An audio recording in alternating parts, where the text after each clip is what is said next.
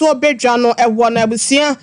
penyi pa ya wono na wa director of training edema abatuo bedjano Dr. Sebo Kwekunso de atudwa se ye kase ya no enipa be se duonu mienu na wonom so aba be peke forms a ne nyina ne se independent presidential candidate no wonom betimi eginemu e wo 7 December abatuo ni mo ye Sebo Kweku dansem ye de kireye de afoforo bi nso ensem kan ho.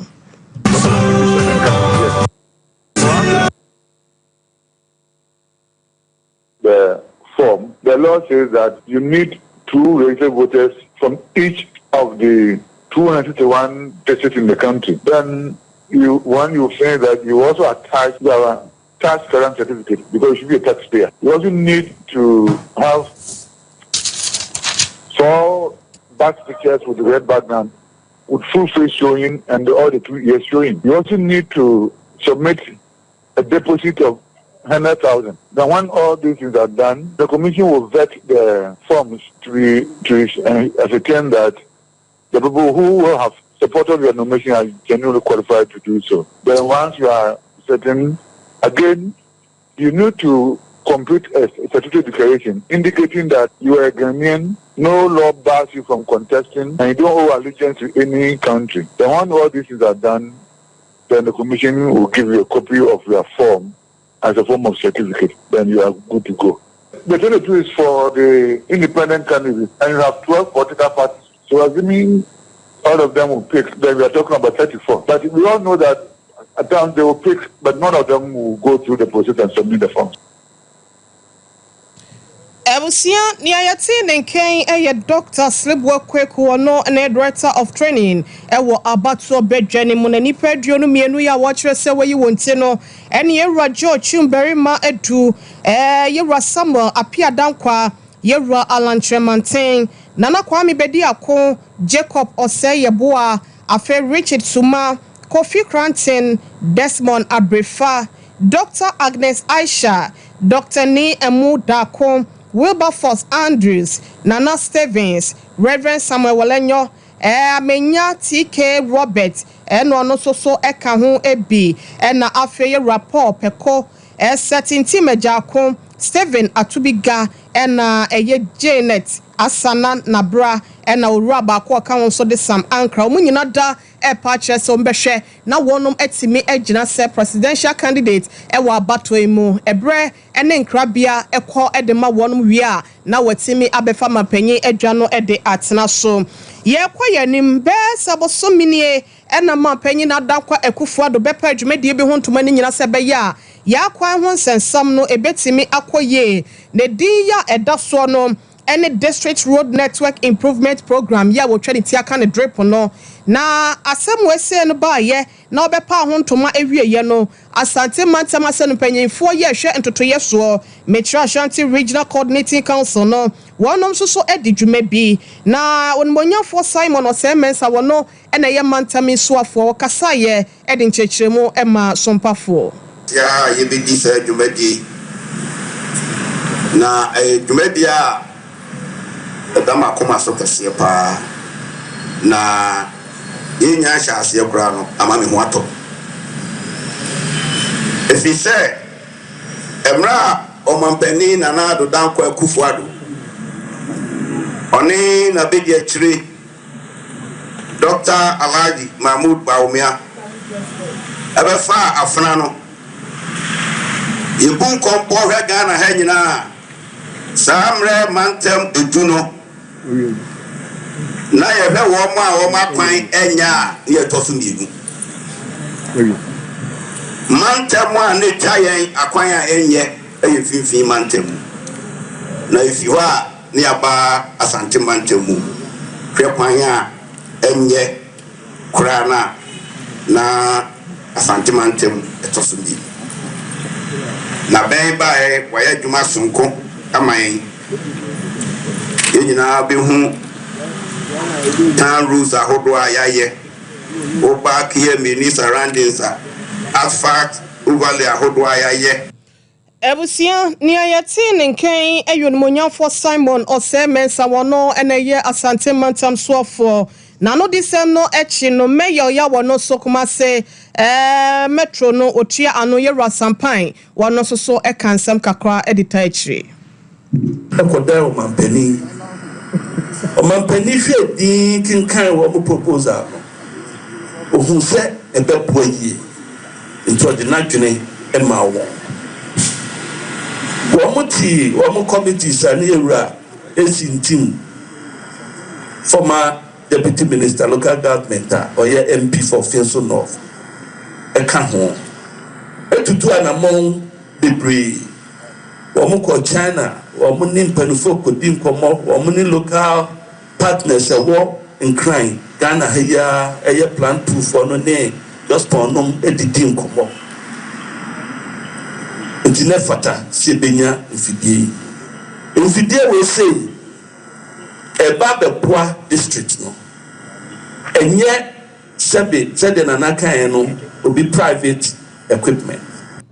Ebusia won monyamfo sampan ene ekotie no ye bawremu ewon semfofro ma na ye John Dramani Mahama ya wokita franka mu ede amandi si amanyoko no ena ye dru na kache enuada ewo winiba no na enya semketo afani kohwe ensa okachre manifesto hontoma paya na wono pano enam so ema enipa pepian koma ena agitwi eje tradade wani monyam ekote akire ema adwumedie no ewieye ewan monyamu ye JDM ekasa no ene esempi na ena woda na de kire se ene ni soade hunu eyade a eda na koma so se Yakopon ya adom na Ghana fo so ene ni hwamo na wode wonkokromoti fem no onya beye mampanyi a obehwe se ne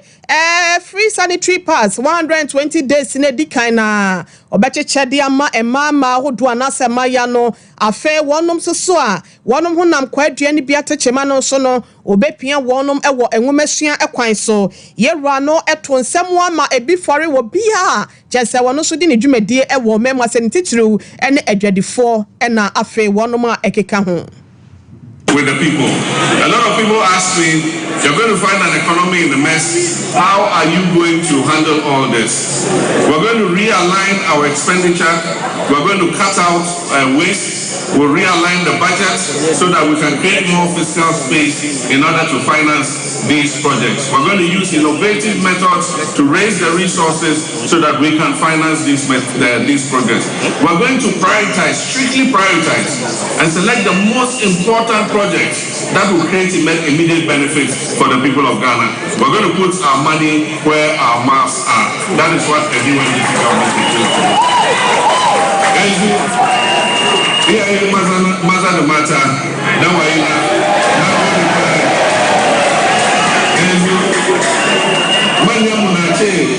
one day I'm going to make a soyini. I am going to make a soyini. Ebusia ye JDM mani ekotie no enu echi no banyi ya wado so ebo ni chi dom sebe yo betimi abontoa na watimi akwakwaje tumi no ede afri na dankwa akufo de NPP nsem no eye Professor Jane na opoku agiman ma me so eda ensemfo bia di ede kireye obia so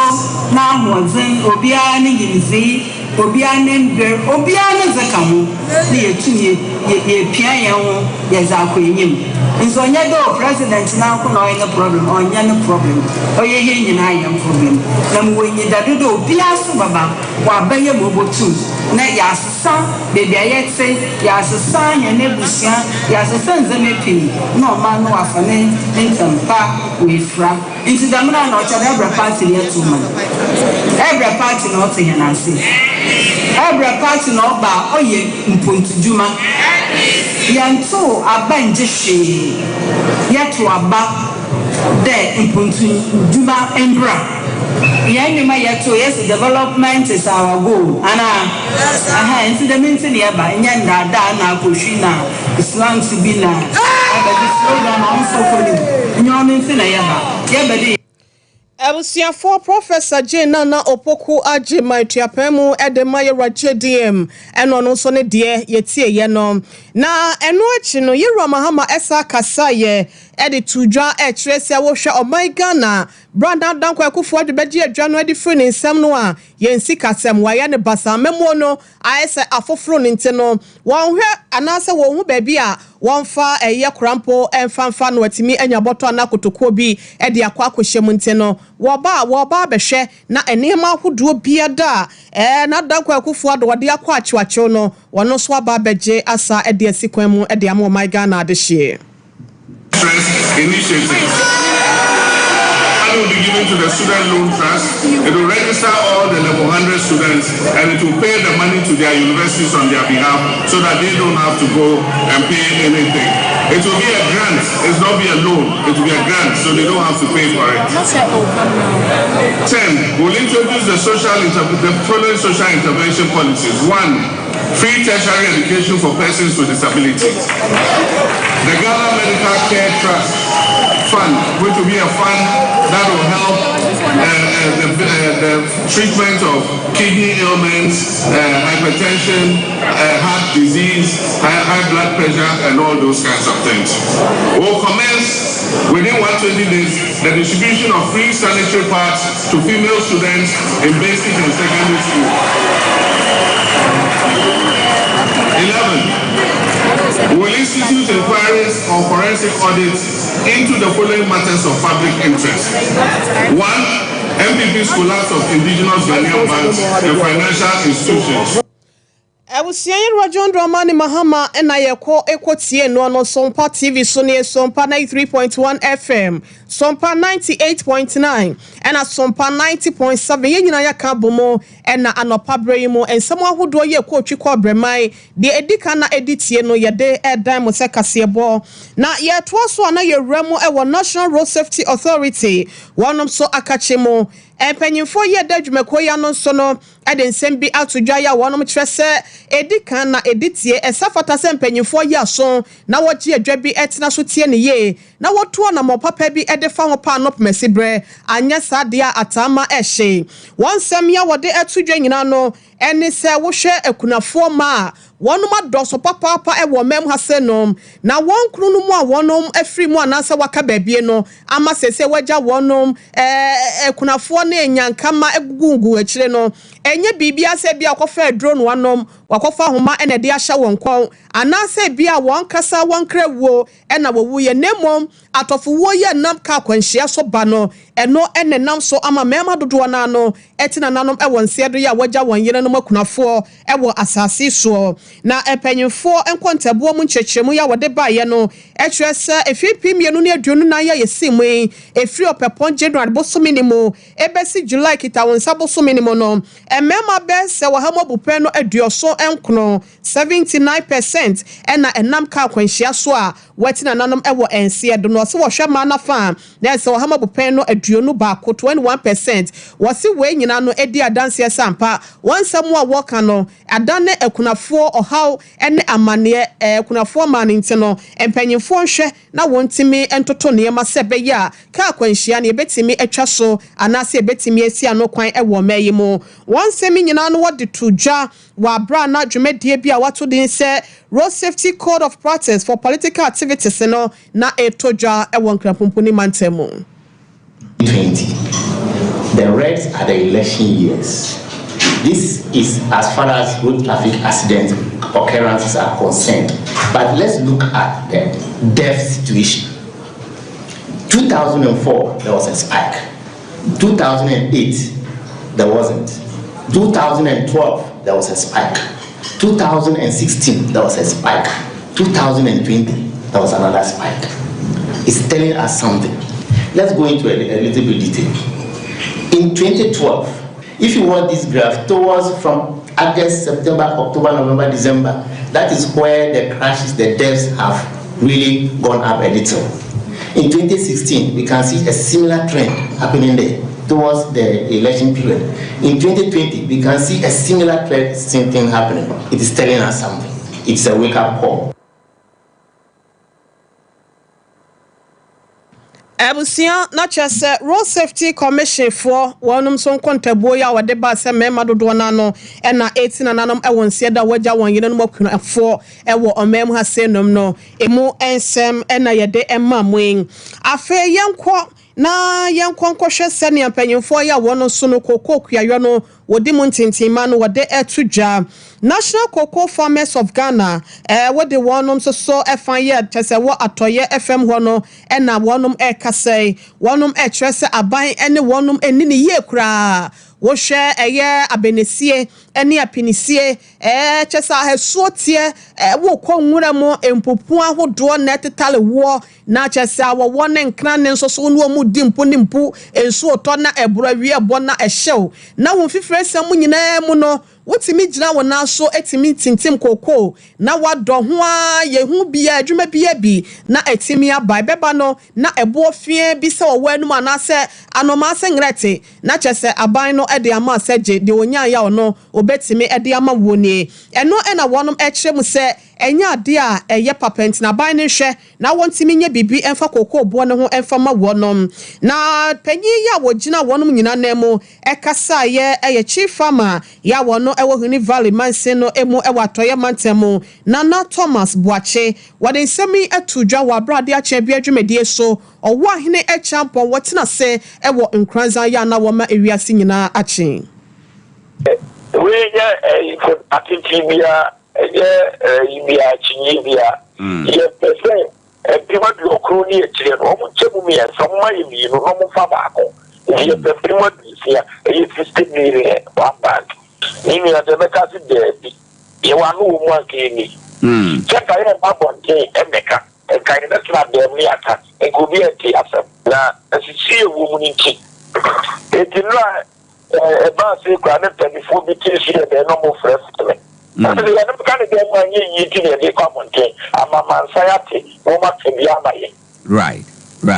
Omo frere Ebe wase bona ba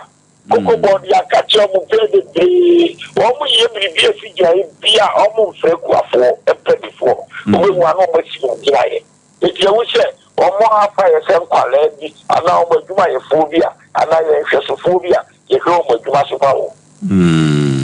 omu so bi ye me sa Ebusia Nana Thomas Boache ene yete ne nkane no achi no wasa edensem bi etompanyufo anim se wonhwe na wontimi emwa wonum se be yakokọ akuafo no wonso no wonbre mu no wokọ ahomegie mu a etimi aso wonum achi ewo wonso abrabom ai abayenim pension scheme no ono so kwaya ma faso amode aye hihye no ena de ka yes se be go from no ye bonu so ye tiafie ye nyimpu ye say pension bayi Ifebia na chiri ni abanji aba no oko ye disi abane de baye wanye abaya wo free in the 1981 na bisi leno opia ni wawaya amakuafo ubena mapelina na dubai year 2000 they are answerable for more plenty assembly so massive so by your spirit Ebusia ni okasa ye chief farmer ewo Huni Valley Mansemo ewo atoye anafo FM ewo Nana Buache na yetie no na wansem ya nana owo ahene echampon wotime ene wonum twetwe ho komo ni nyina no eya dia ededi wabra na National Cocoa Farmers Association of Ghana wonum etrese womo ss form ewo aban no enyoyo ni abrabo bi ya wode ye wonum ni abrabo bi oni wonum ebonte no wo friends entrefo nhyiamu na nhyiamu die na se no national chairman edema ekwei eye Stevenson ana ne Boatin wono ene kasa ye edema ko no Ebusia ye boy homodin se press conference ya no so ekoso no ye behwe na yetimidi mu ensem ede amamo na enyama ye de pacho yenkotie no mra ye ba ya to ansem no so amamo Ghana akuafo a yehia ha ye kokọ akuafo enne sia yehia mu yi menim se ye nyina ya dwen ye baako pe Enunti enne yedi tu drama Ghana manse nyina te se Ghana kokwe kuafo ya kan ye ho abomu ya ekuo baako ene Ghana National Cocoa Farmers Association yede ma obia te se sabre cocoa a yebie no ye ma yebie no ya ma banya tiase se sika ye pese odemma yen ense se ekodu se enu 6,000 Ghana cedi. Ebusia na chese no eno no esi koko bo na pejamu pa wo amansa dwasonte no obefesika fie bi edema wono a enya de a wono ebeti ase ne yete yekura yese 97 million kanisi kadana is 9,700 ewo adwaman so amansa adwaman so na say ya aban no so ba wo de fie bi bre yesa na busia sciatica expert 21st clinic o se yanka cho sebra na fa onyale wanyina ya sciatica ne ka ho ne bra 15 branches no na wontimi enhwe into ase enfama 0540311311 sanso ne ode Europe tour no ahyehye so epiemo ewo eye South Africa and to Switzerland was Zimbabwe na se Johannesburg ya bomode fa bay na empanyufo entimi emwo 0244915116 0244915116 na wontimi emwo memenda omahine ya wadubuache wade August edition na Liberty Conference no no ede bre wonte no bomode na fo ni chiremu ewo Jubilee Park na woni nyamema enkobom emompaye na ho nyina no anopesi bre no one pen free trade ampo basa yi adom ho emro no pa no nsia brem na ya shase enti ya na wa hye so abusia ebre no aso ye de eye sports kakra bi to yeto na ya sori edwa so na ye remo ewo EPL ni mo enrada ene adwumadie no ebi ekoso ema Brighton etwa ekamienu editia Man U sanso na Crystal Palace na fiema West Ham ebetwa wonum ekamienu abusia efuam etena fie wotwa 2 editia eye Leicester ma wemu etiemu baako Manchester City 4 and Ipswich so etiemu baako ewo ho Southampton enso ne Nottingham Forest de no ekowie se Nottingham for etia wonum eka baako ya wonum entimi antie Tottenham Hotspur etwa ekanan editia eye Everton for and Aston Villa so no etena fiema Arsenal ebetwa no ekamienu ya wentimi ansimu adabraka and na Bournemouth 1 p.m. woman in Newcastle for no and na ede ebebo ni Wolves so any Chelsea and na Liverpool so any Brentford de no ebetimi atoja Spanish La Liga no enrada Osasuna and Mallorca and na ede boani ema ekowiemu se Osasuna sheba kwediti Mallorca for Barcelona 2 Athletic Club and so eshebako Espanyol 0 Real Madrid and as a Real Sociedad 1 Getafe 0 Rayo Vallecano and so de no kowie 0-0 ewo ho Real Madrid and woman Real Valladolid and de ebeshia ewo ho Amalegnes and so and Las Palmas de no abaso Deportivo Aves and so and Real Betis de no ebetimi atoja ewo ho abusia yemfa ni nyina ensia senum ebre no aso na yen sorry edwa so ai Brenda asunti yehwe na yen sorry yemfa asedan so emma eye baba mahama oboaso obapa Christy wo chia yema yeso ye joso minua onabo abedi kwada so kuma se yeda se papa pa ye star boy piaga ene mo amude eye mo message se ba ye Facebook ene YouTube ni nyina no yeda mo ase ebusia ye sorry edwa so yemfa asedan ma news editor ye Rasante Eboa Benedict ene Sompa 93.1 FM Sompa 98.9 and a Sompa 90.7 news screening na yedoma se bema safo kantanka azuka ni nuanom so ebo ye chidom ewa hase nom ebusia ye sorry adwaso mede do hene ire mame yeboa esiama na akwasi Sompa so mame nanu ase ekobagya se sempremo ne prince so na eboa ya wo hwe Sompa TV no ye sorry a happy birthday kwama Abigail yeboa we police officer so ame division ebusia yefa enwom to kese pa Fama yenua bay happy birthday to you happy birthday to you happy one netidua na sebusia erade nsha wo piabi na onye okese ma bambo no emu enyere enfama yakra mu nyina